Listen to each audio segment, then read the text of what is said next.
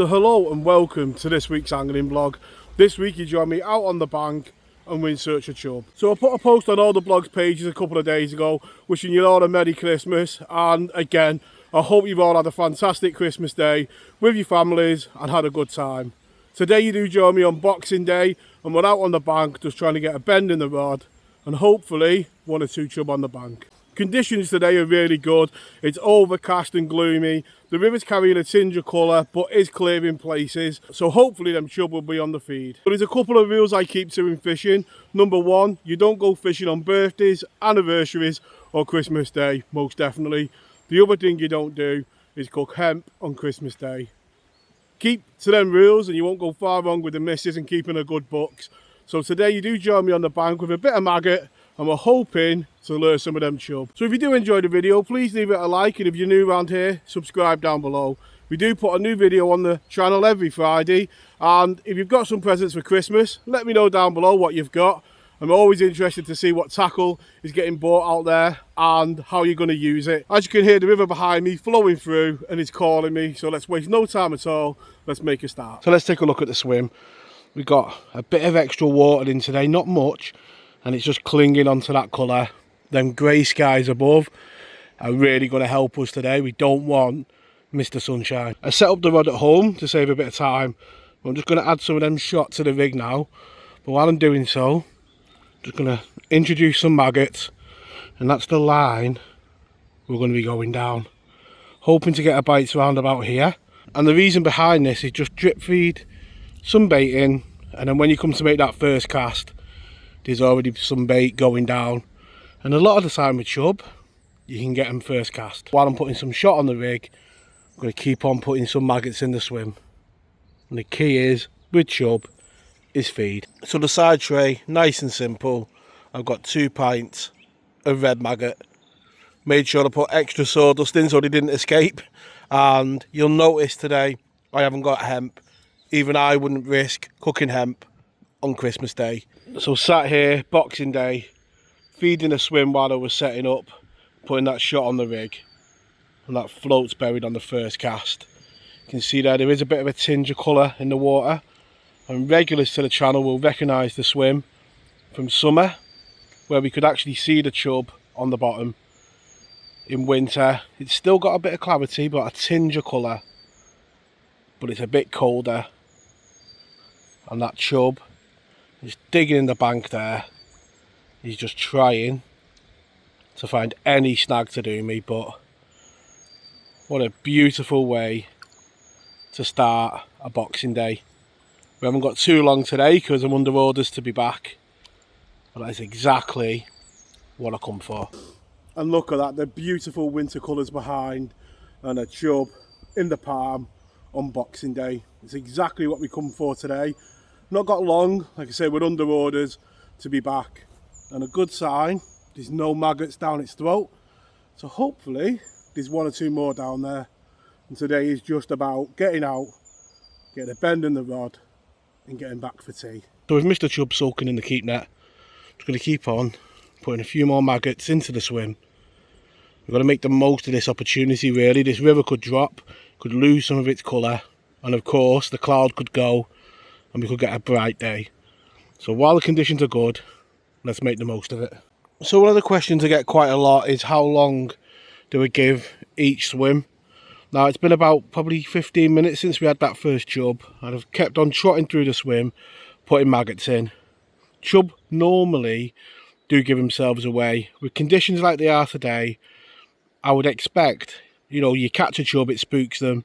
It takes about 15 to 20 minutes for another one to move in. So after 15 minutes, I'm on that cusp now of expecting a bite, but also thinking, you know, if I don't get one in the next 15, maybe it's time to move, and they're not there in the numbers I thought. On the channel, I try and include as many hints and tips as I possibly can. Number one's got to be put a maggot on. Trot down with nothing on, you're only going to catch bottom. A big part of this fishing can be knowing how to read the swim and knowing when to move on. I give that swim another 15 minutes and no more bites are forthcoming, so I've just strolled upstream, dropped a few maggots beneath this snag, and it hasn't taken too long for another chub to fall to those maggots. Just putting the maggots round about where he's topped and the bite come just downstream. Sometimes it's just about knowing when to move and reading the swim. And time is of the essence today, so we won't bother holding him up for camera. That's another beautiful chevin. The second one of the day, and one happy Danny out getting a few bites for chub. And we're just going to do exactly the same thing we did in the other swim. Just putting in a few maggots round about there, and this bite come where them maggots are settling there. There is a bit of a slack on the back of this tree. You've got to be careful. If you throw it in the tree, they'll go down. You've got to throw them a little bit further down, and that bite come just down here.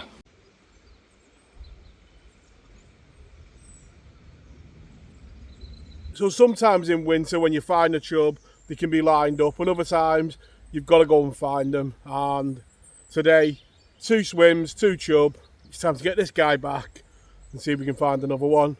So before we go to the next swim, I'll just cover the setup that we're using today.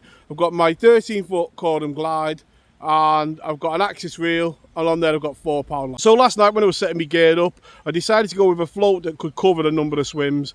This dome top will allow me to fish shallow swims and hold a bit of weight on bottom, and also ride them boils if we're trying a couple of boily swims. So I'm really glad I made that choice today, because it's allowing me to move swims and not change float. Shotting wise, we've gone with a strung out shotting pattern of number 4 Dinsmore shot, and we've got a little bit of a bulk there at the bottom. That's down to a 3 pound hook link and a size 20 hook. Nice and simple. Let's get into the next swim and see if we can get another chub. So regulars to the channel will remember this swim from summer, and all we caught was tiny chublets. The first trot through, and we've hooked into a fish, and it's come right in this boiling water here that to me suggests it could be a trout. You know, yeah, there we go. I did think it would be a trout because it was right up the swim here. I expect Mr. Chubb's just living in them boils down there, if I'm honest. But yeah, on a cold Boxing Day fishing session, any bite is welcome. So I've unhooked him in the net, left him in the water, but look at the beautiful colours on that. It really is amazing, nature's palette. Got blue spots and all types on that. It's a beautiful trout, and more than welcome on a hard day on the bank. And I'm sure the mother-in-law would love me to bring this home for tea, but I always let him go. Back you go, guy. So on the channel you see me show the swims and talk over what I think about them, and you see some beautiful glides that we pick on the channel. This one is the complete opposite.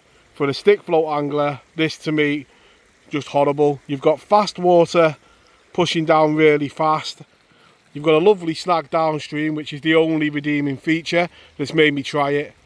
You've got a slack on the back there that's covered by a tree, so you can't even flick into that slack and hope you can get a chub. And down here is like a washing machine. Your float, when it goes in, goes a different way every time. And to me, as an angler, if that tree wasn't there, I wouldn't even fish this. But the fact that that tree's there and it could hold chub, I imagine the chub are going to hold in this area here. Throwing maggots in here, and just hoping that there's a chub in this washing machine area here. But as swims go, no, it's horrible. So I decided to have one more cast. We always want one more cast, don't we? And I went down the inside of that slack, and it just held in that boiling water downstream. The float buried. And I thought we would have had Mr. Chub, but I'm almost certain from the fight it's another trout. Yeah, most definitely. And this is definitely my sign to move on. And could 2 trout be any different? That's almost silver, that one. The other was bright orange, and that definitely a lot more silvery. It's got that beautiful blue metallic gill. And yeah, time to move on. But the 4th fish of the day, Mr. Trout. So when we compare this swim to that other swim that was dead boily, we're putting the maggots in here, and you can see there, straight line, no boils, all the way down the swim. So there's nothing breaking up the trot. Your maggots going in a straight line, and your float is going right behind them. So time's running out fast, and in this swim we're gonna have to be quick, and it's great to get another little chublet on the bank. Been in the swim probably 10 minutes just doing the same thing, putting the bait in and running the float through. It's a beautiful, immaculate little chub. So a little tip with chub, and this isn't a great sign to be honest with you. You can see how many maggots that chub's got in its mouth. So every maggot I've been putting in, this guy's been eating a good amount of them, which is not a great sign considering we want to get another bite. But yeah, in this swim what we'll do is we'll just put them back as we catch them. Where he goes, off he goes.